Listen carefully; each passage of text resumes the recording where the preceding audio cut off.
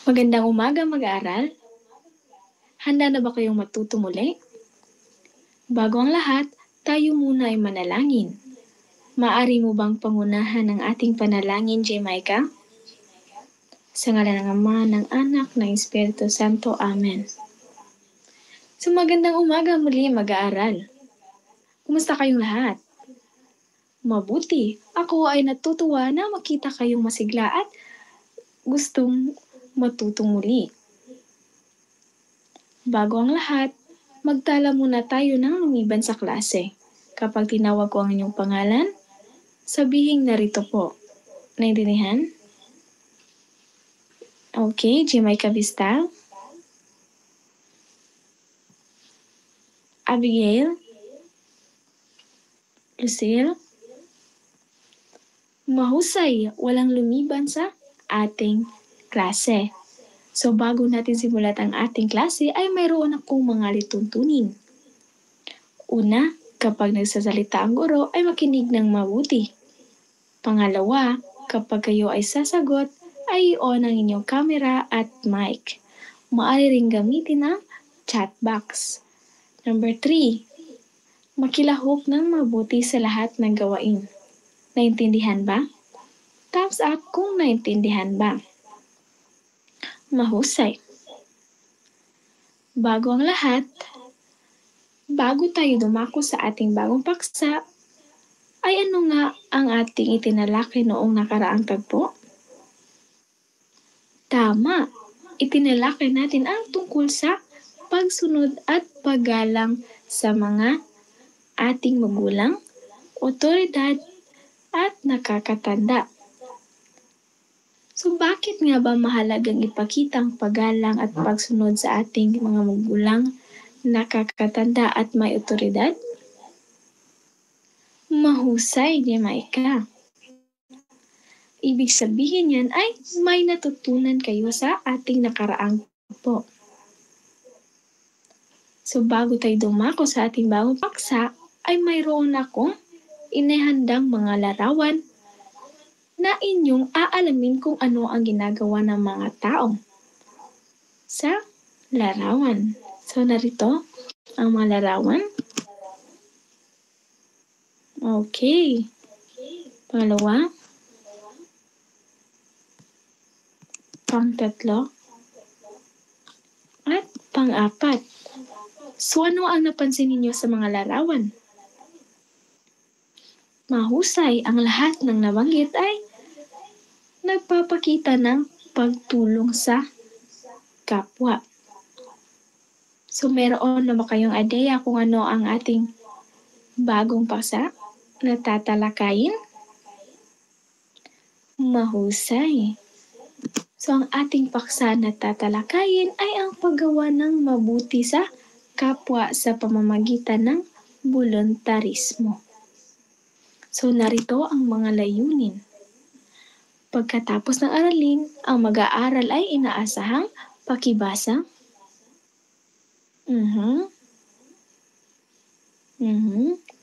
Kaya ba nating maabot ang layunin sa aralin ito? Okay, mahusay.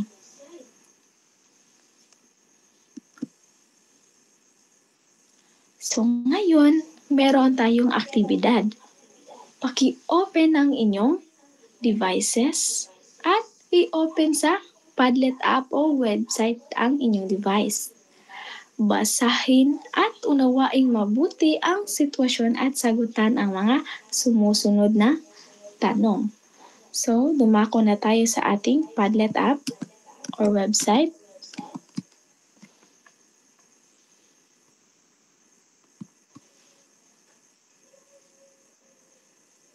So, narito ang sitwasyon.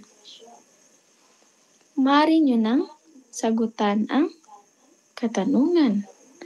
Okay, mahusay, Abigail Traya.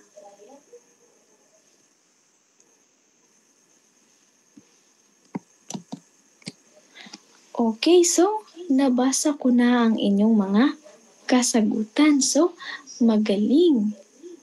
So, kahit na mahirap na sitwasyon, ay mas pinili nyo pa rin ang gawin ang tama. Mahusay mga bata, ating ipairal ang ating mga mabubuting gawa.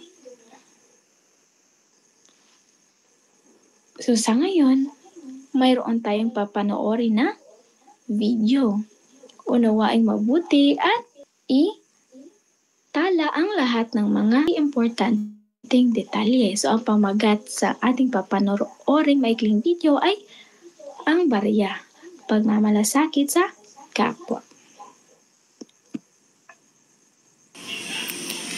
Bilang isang bata, paano mo ipapakita ang pagmamalasakit sa iyong kapwa?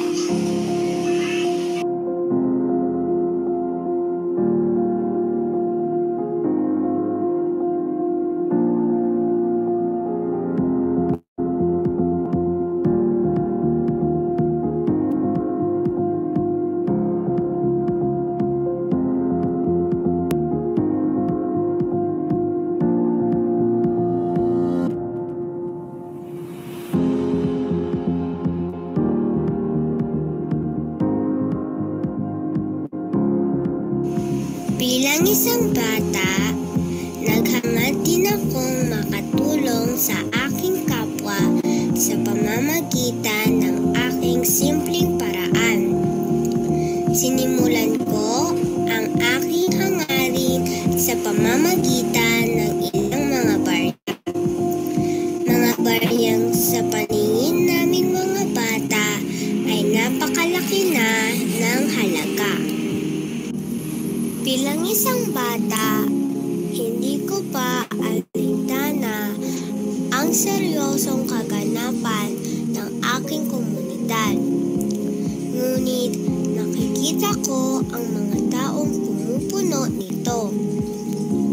Sa simpleng baryang aking nalikom, nakapawi ito ng gutom sa mga taong nangangailangan. Sa bawat baryang natitipon, nagiging daan sa pag-abot ng tulong, higit lalo sa mga taong nasa lanta ng bagyo. Mga taong nawalan ng pag-asa, ngunit sa puso ko'y punong-puno ng kagalakang makatulong sa kanila. Mga baryang nagbigay inspirasyon sa akin upang mangarap ng isang regalong maibabahagi ko sa aking mahal sa buhay. Hindi mapawi ang aking ngiti sa tuwing nakikita ko ang bagong bubong ni Lola. Dahilan para maging komportable na sila, lalo na sa panahon ng tag-ulan.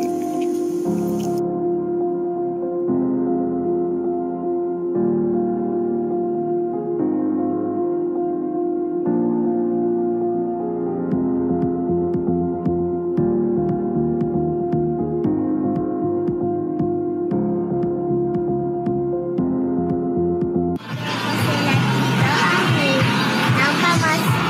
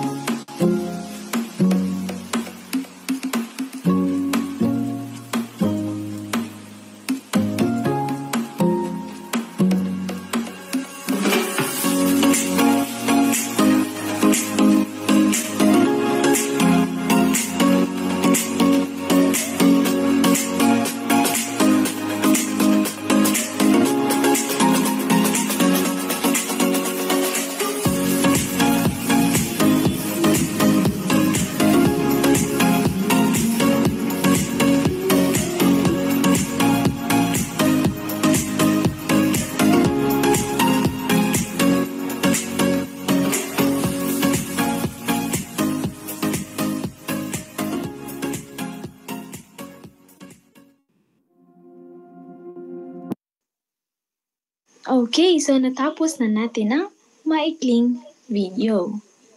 So ano ang inyong nadama sa nakitang video? Okay, Abigail, so kayo ay natutuwa dahil sa murang edad ay marunong na siyang tumulong sa kanyang kapwa. So maisasalamin mo ba sa inyong sarili sa isang bata na nakita ninyo sa video? Okay, mahusay, Jamaica. Kagaya ng bata is nagawa niya ring tumulong sa mga taong nangangailangan. Mahusay. Sa anong paraan na ipapakita ng bata ang paggawa ng mabuti sa kapwa? Magaling, Lucel, sa pamamagitan ng pagbibigay ng donasyon o relief goods sa mga taong nangangailangan. Mahusay. Itala nyo nga ang mga maimportanteng detalye sa video. Kung ikaw ang bata sa video, handa mo bang ilaan ang mga baryang inyong inipon para ibigay sa mas nangangailangan? Mahusay, Jamaica. So napakagandang sagot. Iyan ang tunay na diwa ng paggawa ng mabuti. Ang bukal at taos pusong paglingkod sa iba. So mahuhusay mag-aaral. So ngayon, kapag narinig nyo ang salitang voluntarismo, anong salita ang may uugnay nyo? Magaling! Kapag tinawag na voluntarismo, ito ang pagtulong sa kapwa ng walang hinihiling kapalit. So ano nga ba ang voluntarismo? Ito ang tinatawag na voluntarism sa Ingles. Ay tumutukoy sa mga aktibidad o gawaing isinasagawa ng mga individual na voluntaryo. So kapag sinabing voluntaryo, hindi ka pinilit na gawin ito. Kusang loob mo ito or bukal sa inyong puso. Kung saan sila ay nag-aalay ng kanilang oras, talento at lakas para sa kapakanan ng iba, ng komunidad o ng isang layunin nang hindi inaasahan ang kabayaran. Kaya na inyong sabi, pagtulong sa kapwa ng walang hinihiling na kapalit or kabayaran. Understood? Okay, mahusay. So ngayon, dadako na tayo sa iba't ibang paraan ng pagpapakita ng pagtulong sa kapwa. So una, pagtulong sa nangangailangan. Paghahatid ng tulong, magbigay ng tulong sa mga matatanda, may kapansanan at taong nangangailangan. So naranasan nyo na bang tumuling sa mga taong nangangailangan? Okay, Jamaica? Tinulungan mo ang inyong lola sa pagtawid ng karsada. So magandang halimbawa. Okay, Lucel. So pinauna mo sa linya ang taong may kapansanan. Napakabait na bata. Okay, naranasan nyo na rin bang magboluntaryo sa mga taong walang tahanan o taong mga nangangailangan? Naranasan nyo na bang tumulong? Okay, mahusay. Atin itong gawin. Napakahusay at kabait nyo mga bata. So, pagsuporta sa mga proyekto ng komunidad. So, makilahok sa mga proyekto na naglalayong tumulong sa nangangailangan. Tulad ng feeding programs, charity events, or relief operations. So, naranasan nyo na bang magboluntaryo sa feeding programs? Okay, mahusay. How about sa relief operation? Naranasan nyo na bang magbigay ng mga relief goods sa mga taong nangangailangan? Mahusay mga bata. So, naintindihan ba ang pagtulong ng mga nangangailangan? Okay. Mahusay. So, dadako na tayo sa pangalawa. Ang pagbibigay oras at talento. So, voluntarismo. Maglaan ng oras upang maging voluntaryo sa mga NGO o sa simbahan. Ang pag-aalay ay isang makabuluhang proyekto. Ay isang mahusay na paraan ng paggawa ng mabuti. So, makikita natin sa larawan na ginagawa nila. Anong aktibidad ang kanilang ginagawa? Tama, coastal cleanup. So, pagbabahagi ng oras ng iyong sarili para maglinis sa ating kapaligiran. So, yan, nagpapakita ito ng pagtulong sa kapwa, pati na rin sa ating kalikasan. Pagtuturo o pagsasanay. So, magbigay ng libreng pagsasanay o tutorial sa mga bata. So, naranasan nyo na bang mag-tutor? Okay. Halimbawa, kapag ang inyong kaibigan or inyong kababatang kapatid ay nahihirapan sa math at ikaw ay magaling sa math at tinulungan mo siya, ibig sabihin yan ay nagbibigay ka ng inyong oras at saka talento. Talento sa pagiging magaling sa math. Okay, so nakuha ba ang pagbibigay oras at talento? Mahusay. So, dadako na tayo sa pangatlo.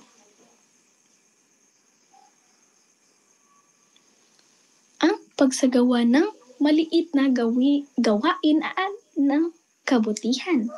So, pagbukas ng puso at pagtulong sa kapwa. So, kahit na magbigay tayo ng simpleng ngiti, simpleng pagbati ng magandang umaga, pakikinig sa iba, ay maaari na tayong magpakita ng pagtulong sa ating kapwa.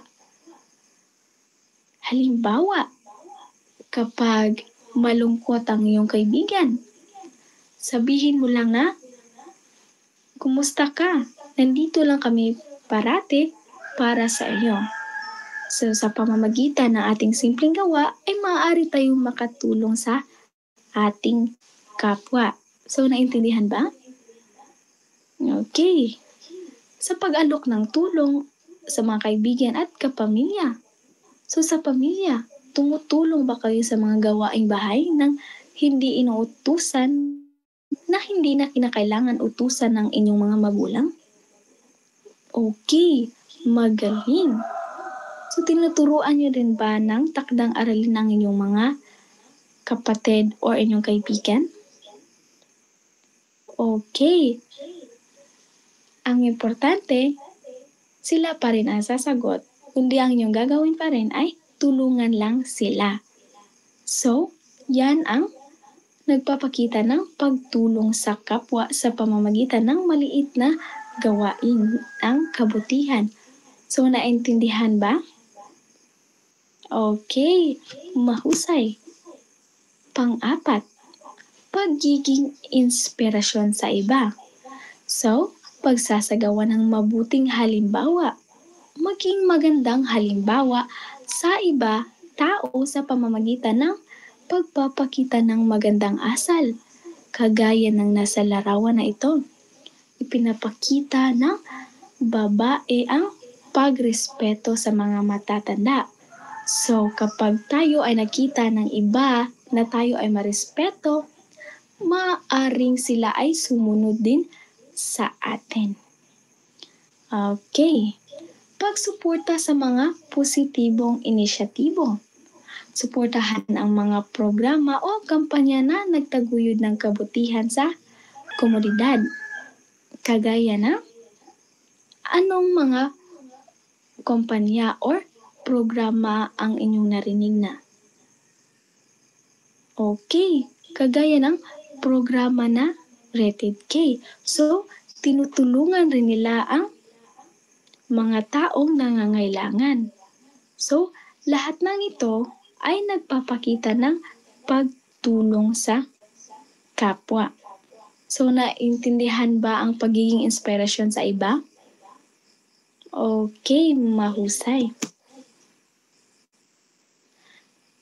Panglima, paghahati ng mensahe ng pag-asa at inspirasyon. So sa panahon ngayon, marami na ang gumagamit ng social media. So sa gamitin natin ang social media sa positibo sa pamamagitan ng pagbabahagi ng positibong mensahe. Like, magsalita or sumulat tungkol sa kwento ng kabutihan at tagumpay upang maging inspirasyon sa iba. Pagiging aktibo sa social media. So gumawa ng mga post na nagtuturo ng kabutihan, pagmamalasakit, at pagkakaisa sa mga tao. Halimbawa, pag-share ng mga motivational quotes. Yan, malaking tulong na yan sa iba. Kasi, what if wala nang pag-asa ang nakabasa sa cellphone niya? Puros na lang mga negatibo. Pero nakita niya ang iyong motivational quote at siya ay naliwanagan. So, maaari tayong makatulong rin sa ating kapwa sa pamamagitan ng pagiging positibo sa ating social media. So, gawin natin ang tama. Naintindihan ba ang paghati ng mensahe ng pag-asa at inspirasyon? Okay, mahusay. So, pang-anim, pagbuo ng ugnayan at komunidad. Pagkikilahok sa mga komunidad. So, kayo ba ay nakikilahok sa inyong komunidad? Okay, mahusay.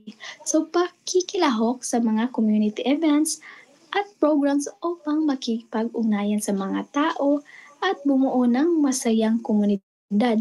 So, base sa larawan, ano ang nakikita ninyong program or community event? Okay. Ginawa nila ang tree planting activity. At pangalawang larawan ay tinutulungan nila ang mga taong nangangailangan. So, nakipag-ugnayan sila sa mga tao at sa komunidad. So, dito, nagpapakita ito ng pagtulong sa kapwa. So, naintindihan ba? Okay, mahusay. So, pang-pito, pagsuporta sa mga lokal na negosyo. Pagtangkilik sa mga lokal na produkto. Suportahan ang mga lokal na negosyante at magsasaka sa pamamagitan ng pagbili ng kanilang produkto na nakatutulong sa ekonomiya ng komunidad. Halimbawa, kung kayo ay papapiliin ng mga pagkain kagaya ng samgyup or kimchi at mga gulay sa palengke, ano ang inyong bibilhin?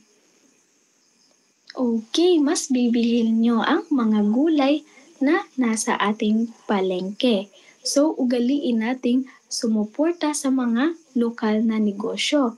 Dahil dito, nagpapakita ito ng pagtulong sa ating kapwa Pilipino. Okay. Kailangan nating itangkilik ang sariling atin. So, naintindihan ba ang pagsuporta sa mga lokal na negosyo? Okay, mahusay. So, dadako na tayo sa panghuling paraan. Paghahandog ng mga regalo o donasyon. Pagbibigay ng donasyon. So, naranasan nyo na bang magbigay ng donasyon sa mga taong nangangailangan? Okay, mahusay. So, sa anong paraan nyo ito ginawa? Magaling sa pamamagitan ng pagbibigay ng mga damit na hindi nyo na kailangan. So, maaaring malaking tulong ito sa ibang tao. Pagkain. Okay, Lucel. So, binibigyan mo ng pagkain ang mga taong nasa kalsada. Mahusay. Napakabait na bata. Okay, Jamaica. Okay, binibigay mo ang inyong mga damit na hindi mo na kinakailangan. Okay, mahusay. Napakabait na bata. Okay, pagsagawa ng fundraising, makilahok o mag-organisa ng fundraising events para sa mga charitable causes. So sa kagaya ng nasa larawan, ito ay organization na tinatawag na HOPE. So dito nagvo-volunteer ang mga tao. Tinutulungan nila ang mga taong mayroong sakit na cancer. So dahil sila ay nagkaroon ng fundraising is nakatulong sila sa mga taong mayroong sakit na dinadama. Okay, so napakabait ng mga taong ito dahil tinutulungan nila ang mga taong may higit na pangangailangan. So, naintindihan ba ang 8 paraan sa pagpapakita ng pagtulong sa kapwa? Thumbs up kung naintindihan. Okay, mahusay naintindihan nyo. So, sa ngayon, kung naintindihan nyo nga ba ang ating talakayan ay mayroon akong mga katanungan. So bakit mahalagang isagawa ng bawat isa ang voluntarismo at iba't ibang paraan ng pagtulong sa kapwa sa loob ng komunidad? Okay, mahusay Jamaica. Bigyan natin ng 3 bagsak si Jamaica. Okay. Pangalawa, paano nakatutulong ang simpleng gawaing kabutihan tulad ng pagbati o pakikinig sa pagpapatag ng ugnayan at pagkakaisa ng komunidad? Mahusay, Abigail. So, nakinigan kayo ng mabuti. Bigyan natin ng 3 bagsak si Abigail. 1, 2, 3. Okay. Panghuli, sa anong paraan maaaring maging inspirasyon ng isang tao sa pamamagitan ng kanyang mga gawaing voluntaryo at pagtulong sa kapwa? Magaling, Lucel. So, nakinig kayo nga ng mabuti. Mahusay mag-aaral. Ibig sabihin yan ay natutunan nyo ang bagong aralin natin sa ngayon. Sa ngayon ay ipapangkat ko kayo sa 4 na grupo. Ay bago ang lahat, ating tandaan, ang voluntarismo ay isang makapangyarihang paraan ng pagtulong sa kapwa na nagdadala ng positibong pagbabago sa komunidad. Sa pamamagitan ng voluntarismo na ipapakita natin ang ating malasakit at pag-ibig sa iba. So, nagiging inspirasyon tayo sa ating paligid. At nakatutulong sa pagbuo ng mas matatag na ugnayan sa lipunan. Ang simpleng pagtulong, maging ito man ay maliit o malaki, sa pamamagitan ng oras at talento at lakas o yaman ay nagdadala ng pag-asa at nasusulong ng pagkakaisa. So sa huli, ang voluntarismo ay hindi lamang isang gawaing pangkomunidad, kundi iisang hakbang tungo sa mas mabuting mundo. So naintindihan ba? Mahusay mga mag-aaral. So sa ngayon ay papangkatin ko na kayo sa 4 na grupo.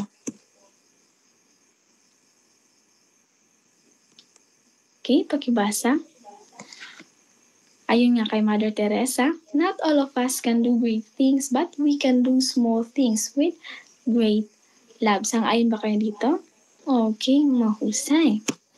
So ngayon, narito na ang pangkatang gawain. So, hatiin ko kayo sa 4 na grupo. Isisend ko ang grupo sa ating group chat. Okay. Ngayon, gagawa kayo ng digital na slogan. Gumawa ng isang digital na slogan sa Canva na may temang paggawa ng mabuti, paggawa ng kabutihan sa kapwa.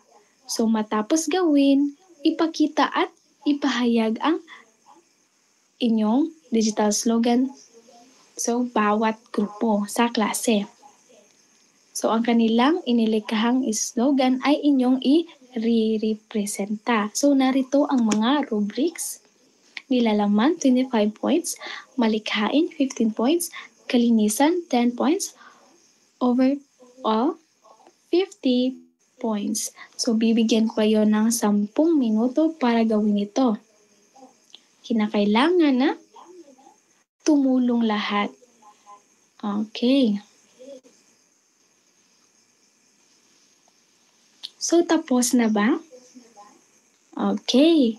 Maaari nyong i-screen record or i-screencast ang inyong mga devices para mapakita ang inyong mga digital slogan. Okay, Group 1, maaari nyo na ba i-representa ang inyong slogan? Wow, mahusay, napakagaling! Bigyan natin ng 3 bagsak ang ating Group 1. 1, 2, 3. Mahusay. Okay, pangkat 2. Napakagaling, napaka-creative. So, bigyan natin ng Dunisha applause ang Group 2. 1, 2, 3. 1, 2, 3. Very good, very good, very good. Okay. Sa pangatlong pangkat, napakahusay, napakagaling. So, bigyan natin ng 3 bagsak ang Group 3. Okay, 1, 2, 3. At panghuling grupo. Wow, napakagaling, napakahusay. So, bigyan rin natin ng 3 bagsak ang Group 4. So, 1, 2, 3. Okay, mahusay, napakagagaling ninyo. Mukhang easy lang sa inyo ang paggawa ng digital slogans. So ngayon, dadako na tayo sa ating pagtataya. So handa na ba kayo? I-open ang inyong devices sa Bluekit website or sa Bluekit app. Okay. Okay. Narito na ba lahat sa Bluekit website or sa inyong Bluekit app? Mahusay. Dahil tayo ay magsisimula na.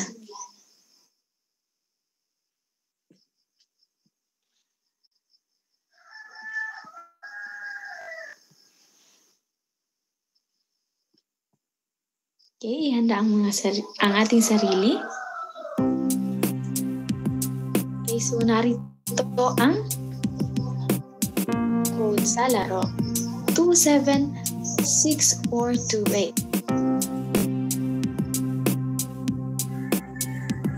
Okay, ulit ang code. 276428. So, narito na si Jamaica.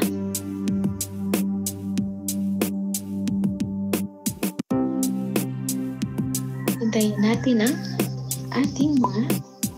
Okay, narito na si Abigail. So, maglalaro na tayo.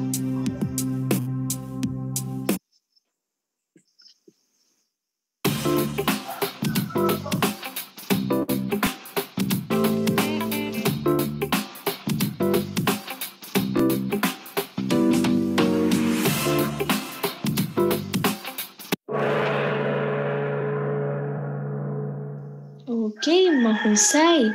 Kayong dalawa ang nakakuha ng tamang kasagutan.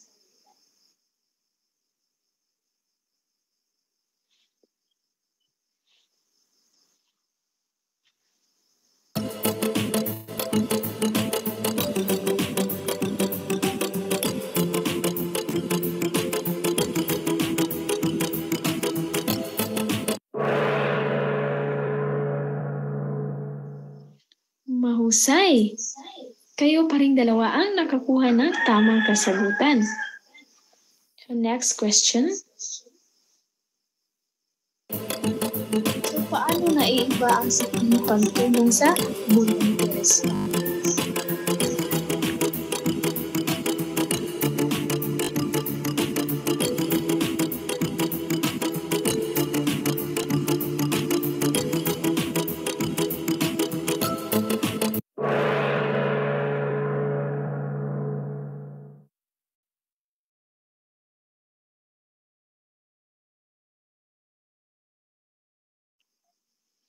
Okay, so walang nakakuha ng tamang kasagutan. So keep it up,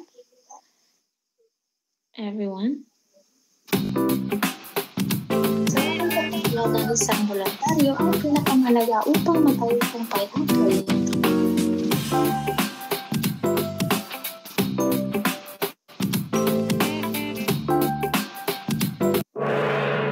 Okay, mahusay kayong dalawa ang nakakuha ng tamang kasagutan.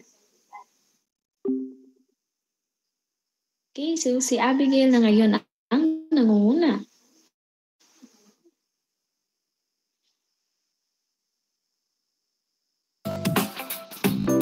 So ano ang maaaring kailangan ng voluntarismo sa kabuuan ng lingkod?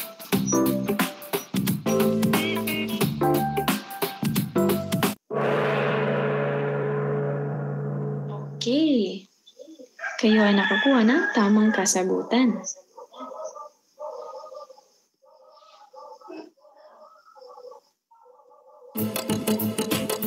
Paano ba natutulong ang social media sa pagpapalaganap ng voluntarismo?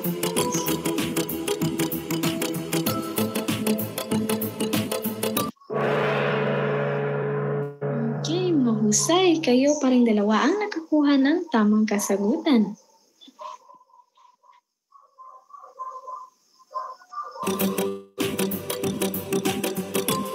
Kayo ay gagawa ng online campaign para itaguyod ang voluntarismo alin sa mga sumusunod ang pinaka-combat tama.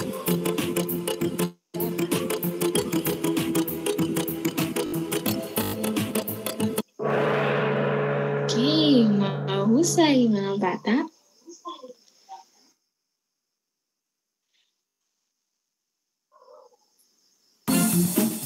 So, alin sa mga paraan ng pagtulong sa kapwa ang may pinakamatagal na epekto sa lipunan?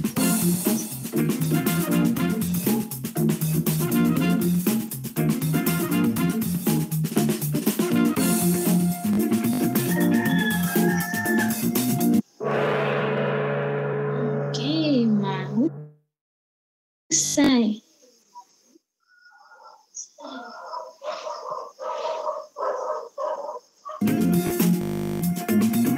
Paano na ipapakita ng isang estudyante ang voluntarismo sa pang-araw-araw na buhay?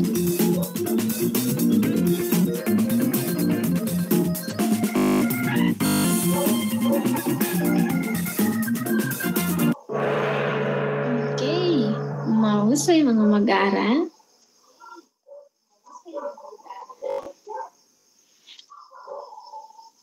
Last question.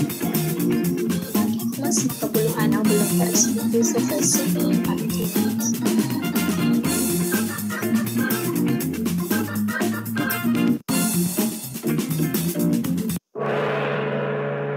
Okay, mahusay.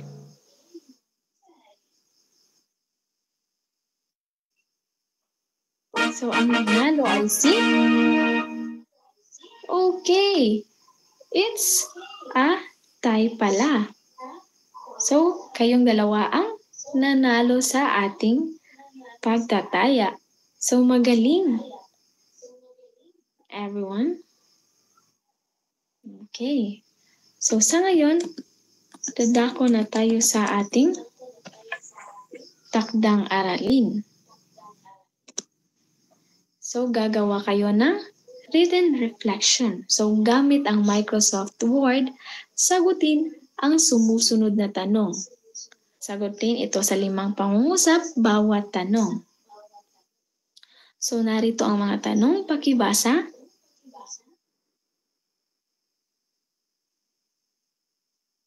Okay. Isumite ito sa Google Classroom. Naunawaan ba? Okay. So, wala na bang katanungan? Mahusay. So, dito nagtatapos ang ating aralin. Naway nauunawaan ninyo ang ating inaral ngayon.